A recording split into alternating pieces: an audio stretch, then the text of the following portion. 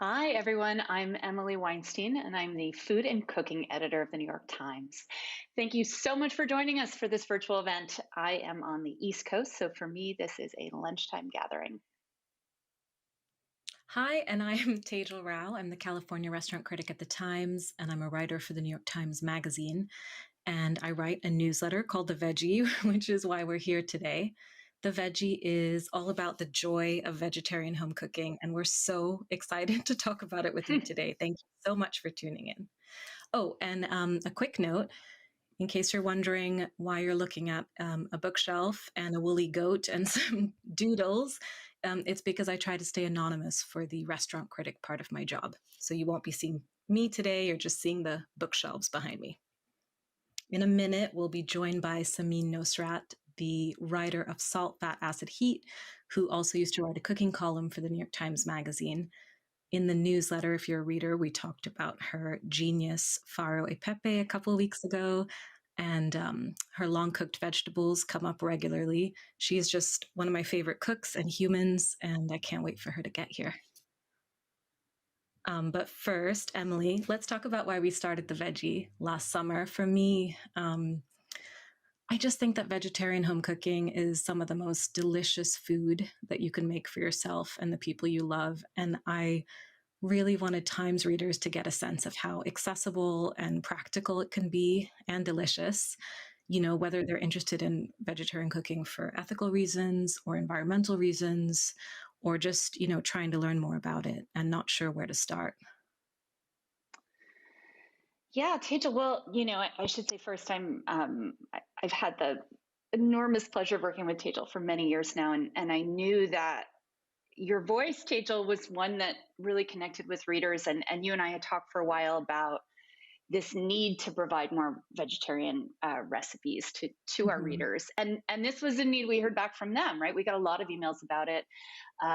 People just wanted more and more vegetables, and whether they were vegetarian and just felt like they needed better options, more interesting options, or they were people who ate all kinds of foods. They were omnivorous, but they wanted to get more vegetables into their diet, or they really wanted to start to move toward vegetarianism for any number of reasons. We weren't doing as much for those readers as we wanted to do, and you and I got to talking about it, and the Veggie was born. And we have a wonderful team at the Times who worked to launch the Veggie. There were a lot of people involved, but there Yeah. was this goal of trying to meet this burgeoning need. And we spoke to a lot of readers too, right? I mean, there was quite a lot of research. I mean, I would love to know what jumped out at you from that research as we were preparing to launch and think about what's the best version of the Veggie.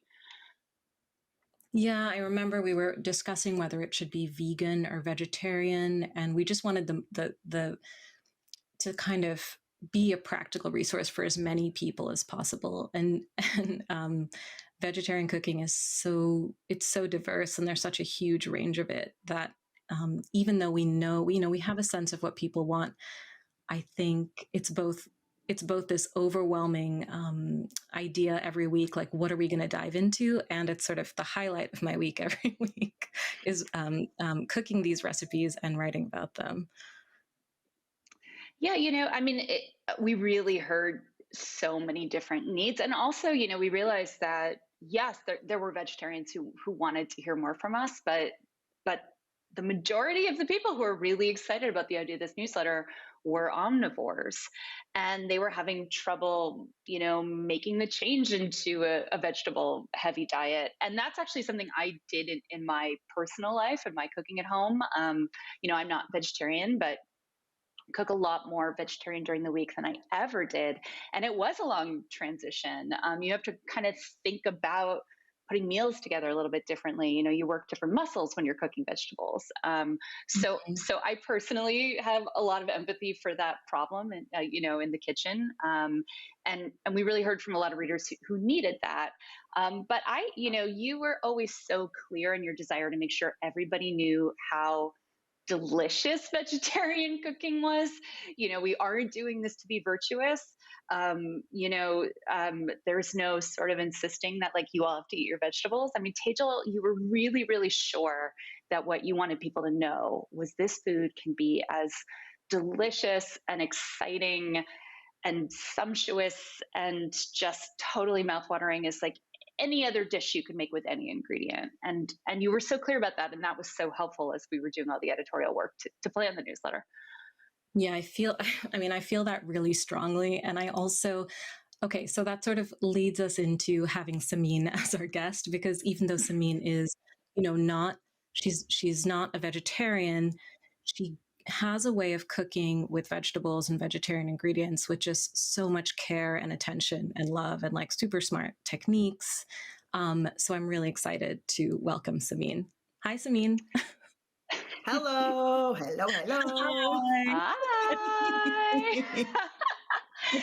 Everybody, this is the wonderful Samin Nosrat joining us. Samin, how are you?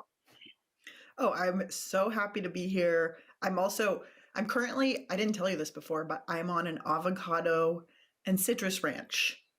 I did it specifically Cool. for this phone call. Yes.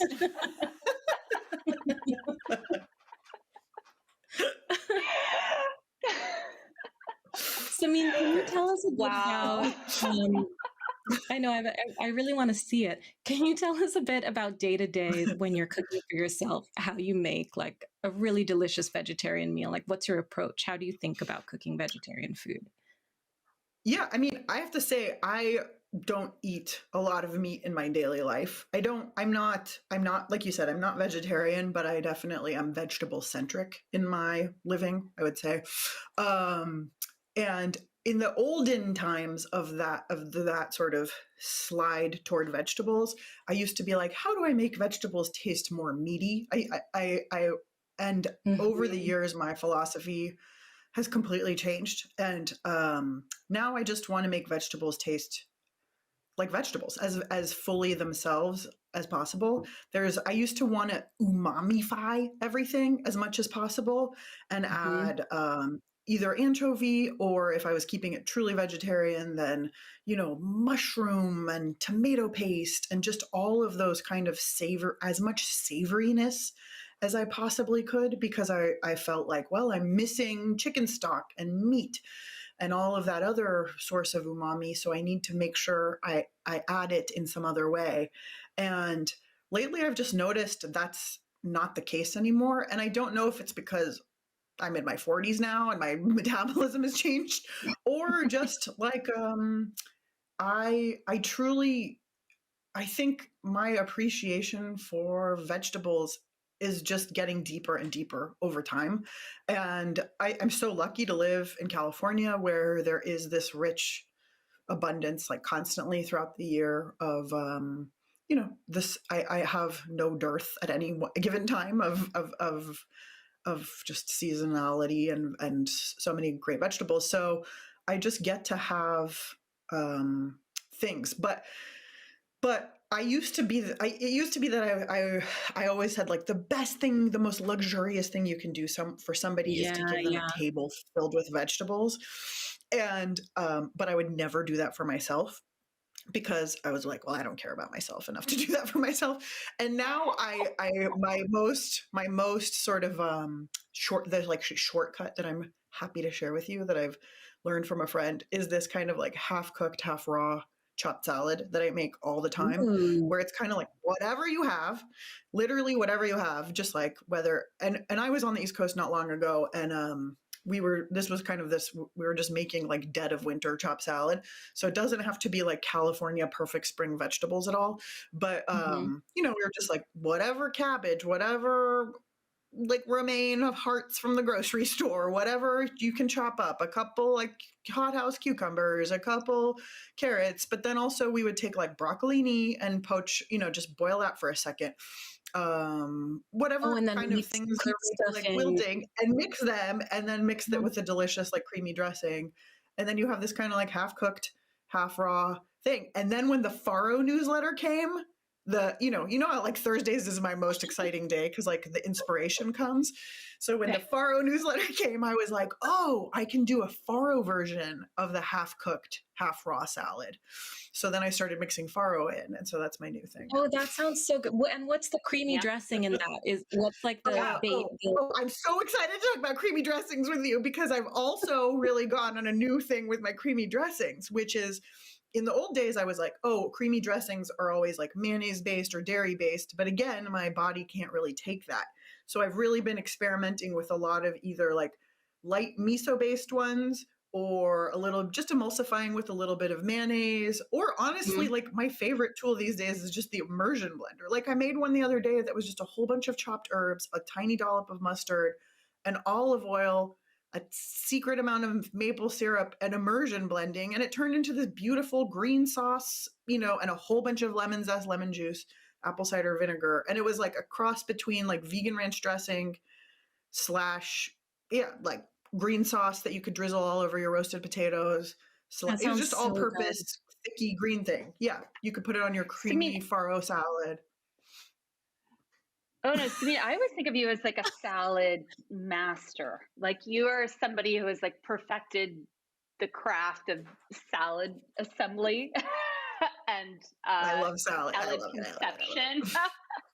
Like what do you think makes like what do you think about when you're putting together a salad? And like especially a salad that is really going to be your meal, Texture definitely. I want variety of textures.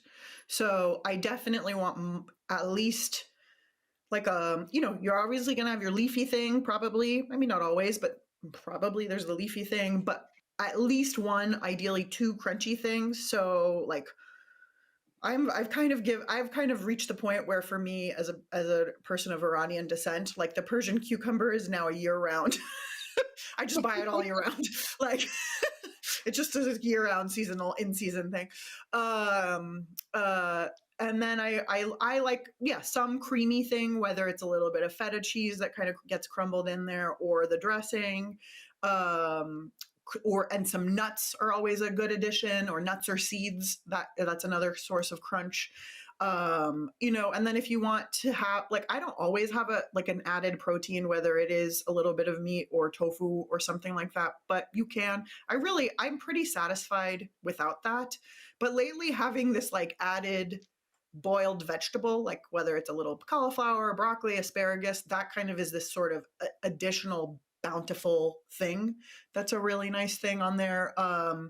Another super, super satisfying crunchy thing. Tejal and I actually recently, like a few months ago when I was in LA in December, we went and had a sandwich that had an entire inch thick slice of iceberg on it. And it was so gratifying to have like this huge piece of iceberg that you bit into rather than just a few pieces of leaves of iceberg. So now I've been making iceberg salads. Instead of a wedge of iceberg, a slice of iceberg, because the dressing you put in can go into the nooks and crannies. It's so much smarter. Yes. So, yes.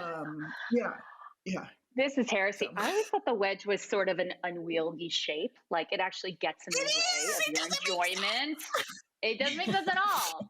What else is on that sandwich? You can cut it any shape you want. Talk me through this sandwich. The sandwich wasn't vegetarian, so I don't know if it has there's room for it. Your version of the We don't speak of that here. We don't speak of that. But it was a delightful sandwich. Yeah. Oh, good. Are there any, so your chopped salad, I have a version of something like that I just keep making over and over and over again. And it started as Melissa Clark's sliced snap pea salad. So just slicing snap peas and mixing them with sliced radishes, feta, and then like a lemon olive oil dressing and all kinds of other salady ingredients that I had. But I cannot stop making it. Like I think I'll keep making it until I can't get snap peas, basically, or making some version of it. Emily, do you have a dish like that that's just kind of on repeat, like a veggie dish that's on repeat right now? Yes. I mean, so we just always have a lot of beans around. We have a lot of dried beans around, and this is not very exciting, but I think at least 4 times a week for lunch, I'm having some sort of stewed beans, something. I'll put eggs in there. And then we call this toppings bar cooking at my house, but we just like load on the toppings. So like usually, I'll put sour cream or crema, or if I don't have those Greek yogurt, a little bit on there, and pickled jalapenos. And if we have pickled onions, just pickledy things, and hot sauce. And we usually have tortillas around, and I eat that many times a week. And it and it doesn't really matter. Well, it does matter what kind of bean it is, but it works with a lot of different kinds of beans. And I find that I'm always sort of looking to like jazz up a bowl of beans. And we'll cook we'll cook a pound of beans, we'll cook half a pound of beans, but there'll always be something in the fridge to work with. And I'm just doing that all the time. And have sort of become a little obsessive with my toppings. And also it's sort of like in the middle of the day, you get to go downstairs and kind of like make your own sundae, but it's beans. Maybe that's like a dream come true. No, that sounds so good. But that's like my favorite way to cook. I'm like, what can I put on top? Yeah. And so that's what I'm doing. That's how my dad would serve fool when he would make us fool for like family, like Sunday lunch or something. And they'd put the entire bottle of olive oil on the table. And it felt like such a treat to be able to pour your own olive oil on top of beans. Yes. Oh my gosh. Or like croutons. If you ever had sort of like homemade, chunky, crusty croutons, put a little olive oil on there. That's delicious. You actually think is it time for our reader questions? I think it is time for our reader questions. Samin, all right, this one is for you, Samin. It's something that a couple of people wrote to us about. So Denise from Monrovia, Liberia, and Ailey in Mankato, Minnesota. And Ailey asks, with rising produce prices in my area, I'm turning more and more to frozen vegetables. Big topic, by the way, in the New York Times food section Slack channel. So which freezer vegetables are the best taste for money value, and what are some reliable ways to use them? Ooh, I love it. Okay, I think corn is a really great one. Corn is one of those ones that's always harvested and flash frozen at the peak season. So like it's just a great one to buy because you always know that you're getting it like the sweetest possible corn. You could make I think actually David Tannis in Cooking has this really wonderful go-to recipe that's super simple. I think it's like a 5-star one. I look at it all the time. It's like a sort of a new version of creamed corn that's so simple. That's just like with a couple of jalapenos and creme fraiche. And you could absolutely use frozen corn for that. Basically any recipe that you see where you've stripped the kernels off of corn, you can start with frozen corn. You can make a super simple corn soup that you just like saute a few onions and add the frozen corn into that. Add some water or stock, bring it to a boil, simmer for a few minutes, and then puree that. And you have a beautiful, delicious corn soup that you could serve hot or cold. Or you could saute that and add it into either polenta or cornbread. That's also a really delicious way to use corn. You could make a corn salad. Those are all great things. I also love broccoli. I pretty much always have frozen broccoli in my fridge, in my freezer. Me not too. My fridge. Don't do that. Peas. I think frozen peas, also just like corn, are like harvested at peak season. That's the beautiful thing about frozen vegetables is they're a great way to get out of season vegetables that taste good, also some form of green, like leafy greens. I usually have spinach, and I pretty much always, now it's not so much the case that I'm on the road, but before the pandemic, when I was traveling a lot, I always made sure to have a freezer drawer full of frozen vegetables, because it would be the thing that I would go out of town, I'd come back and my fridge would be empty. And so it would be this way where I could always have I could always make myself fried rice, like a delicious pan of veggie fried rice, like on a moment's notice. Or another thing I love doing is making a super simple soup, I would use either veggie or chicken. If you eat chicken stock, I always have some sort of stock in the freezer. And, as a tangent, I haven't had time, but that one time that Eric Kim wrote the veggie newsletter and he wrote about that coconut water Oh broth. my gosh, coconut water. Yeah, I really want to try making that. But I would make some sort of broth, whether it's coconut water, chicken stock, veggie stock, and then just you could just add whatever veggies you want in directly into that, or saute them for a second, add them into that, and then poach an egg. And then you have like this delicious dinner. If you want, you could add pasta or not, but that's a pretty simple dinner that you can make in under 10 minutes, frankly. So frozen veggies is like fast way to dinner. Yeah, I love frozen veggies. Tejal, do you keep frozen veggies around too?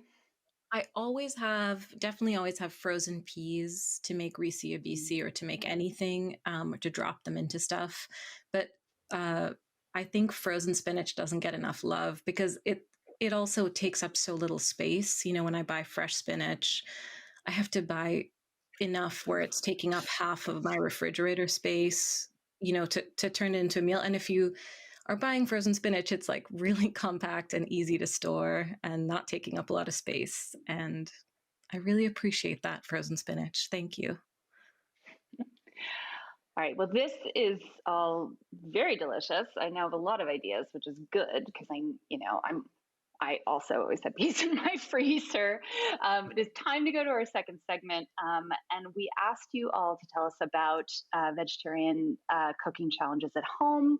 Maybe there's an ingredient or a technique you've had trouble with recently, and you delivered. Thank you.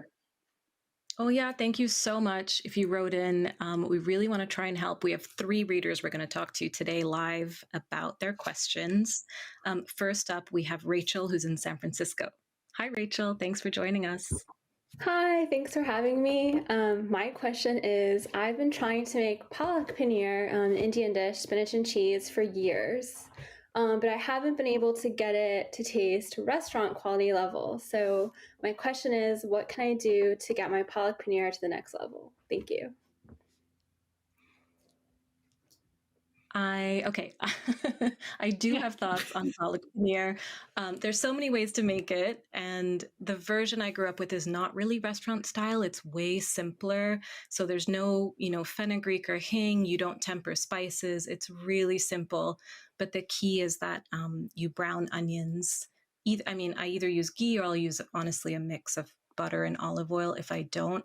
And just giving the onions time to brown builds a lot of the flavor for the dish. I don't know if you've already tried this or not. You'll have to tell me. So browning the onions and then some ginger, chilies, turmeric. And then I add the mix of greens that I blanched in water and chopped in the food processor. And that's it. And then letting it simmer together with the paneer that you brown.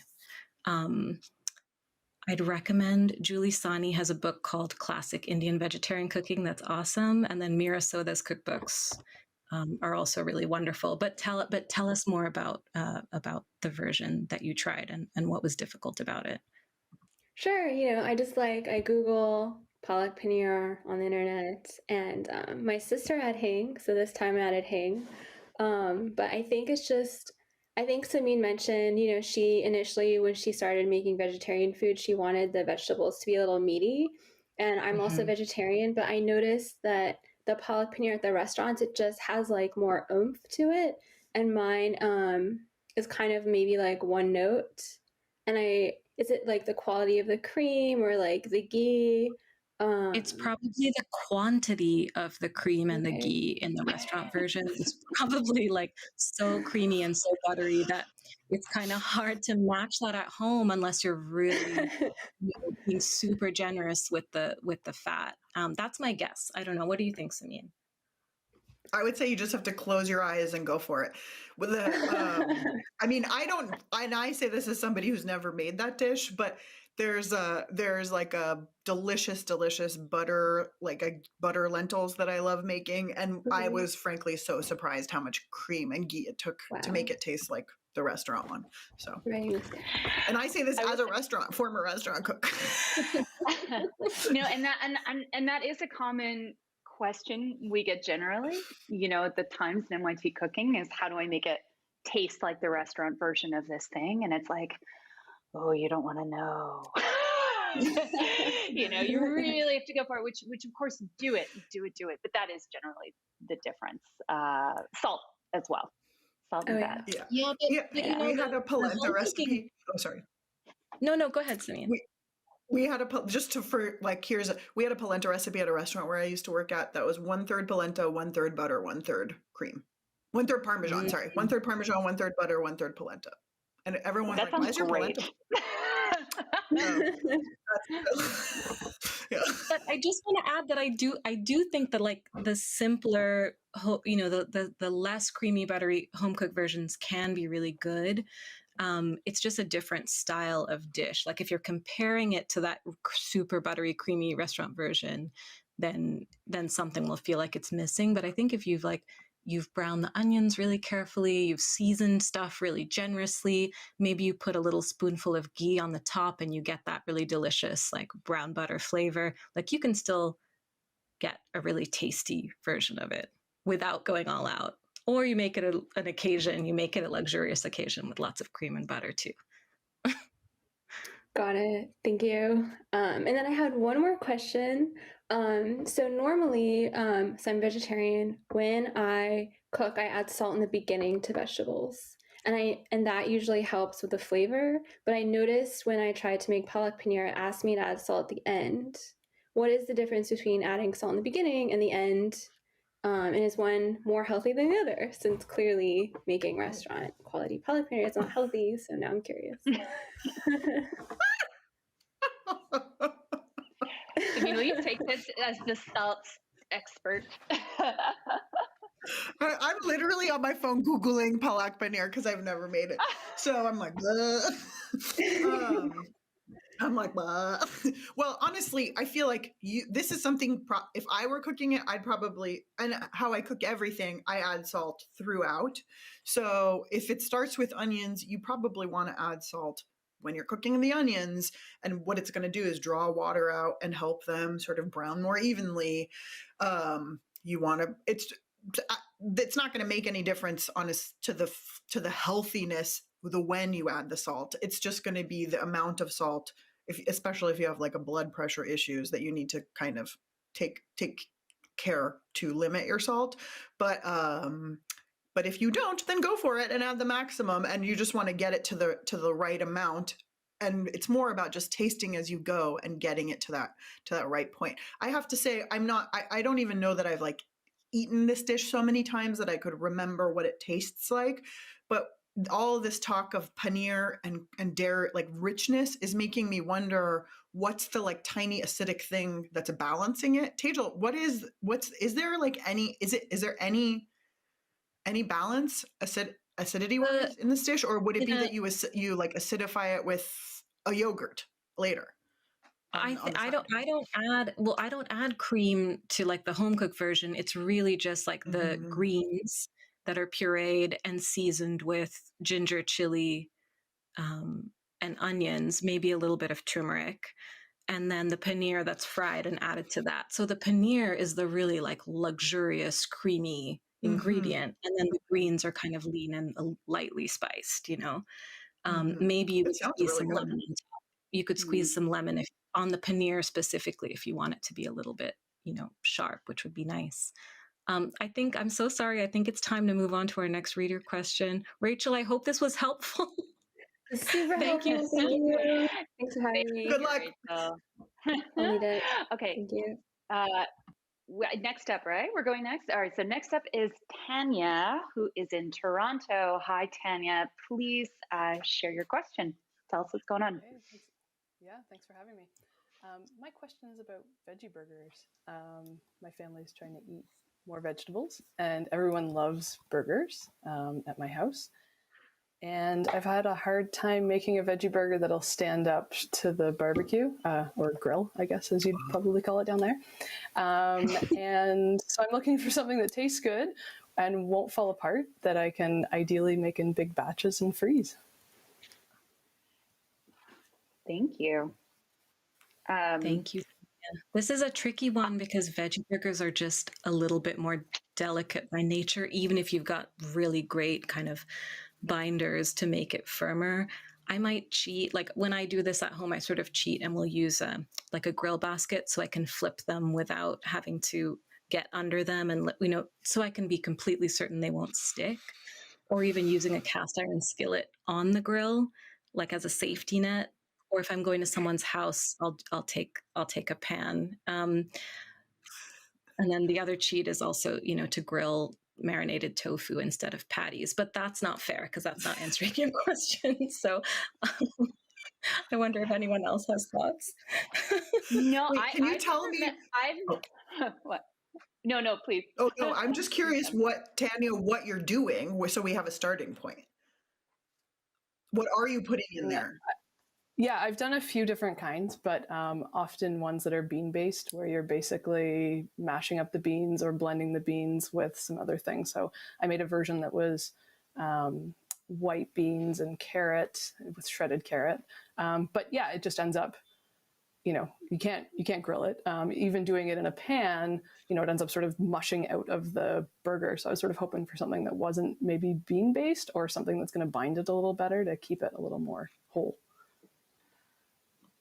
I wish I had this recipe for you at my fingertips, but I was recently at somebody's house where they made a walnut cheese veggie burger, and it held its shape really, really, really well. And I bet if you hunt around for it, it'd be pretty easy to find. And that was the best I had seen in terms of like a true veggie burger that you got it on the bun and you still kind of had that coherent patty experience.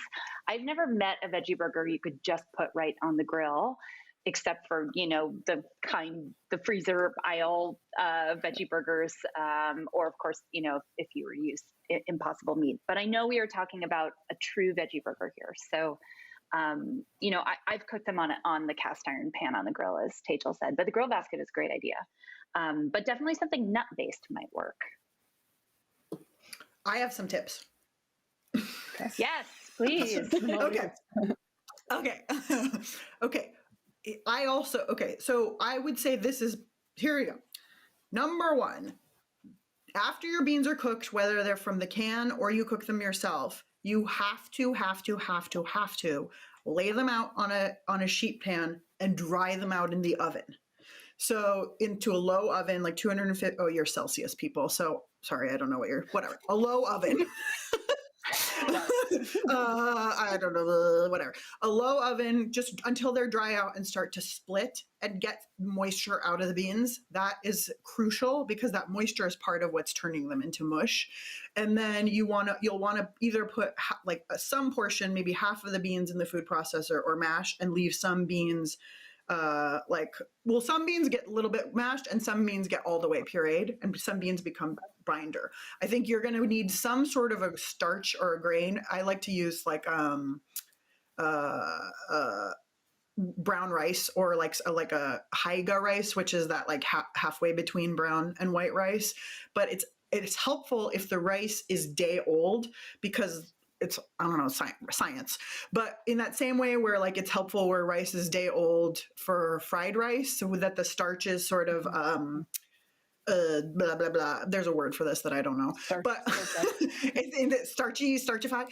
There's a word for it. Gelatinize, I think, is the word. That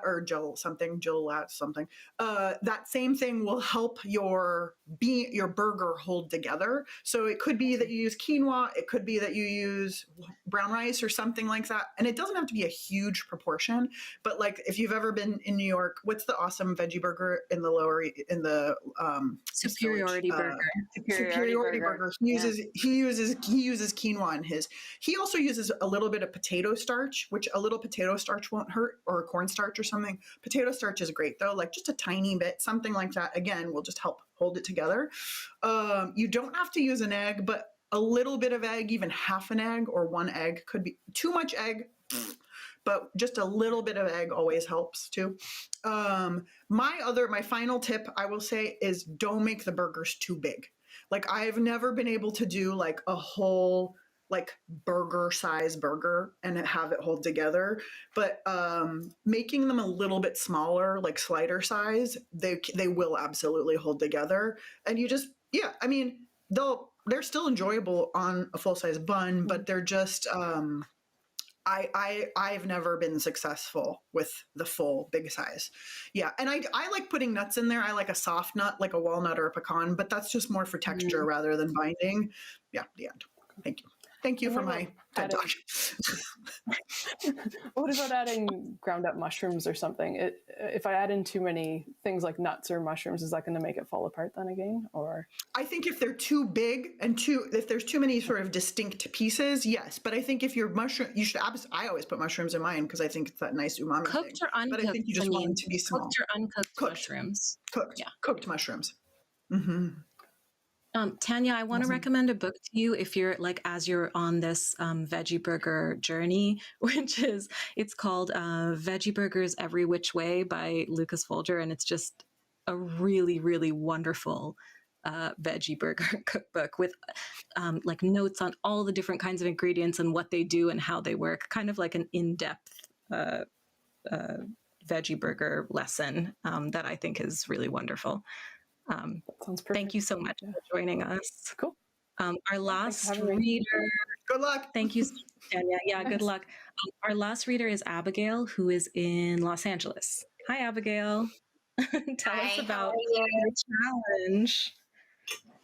Yeah, so first of all, thank you so much for letting me pick your brains.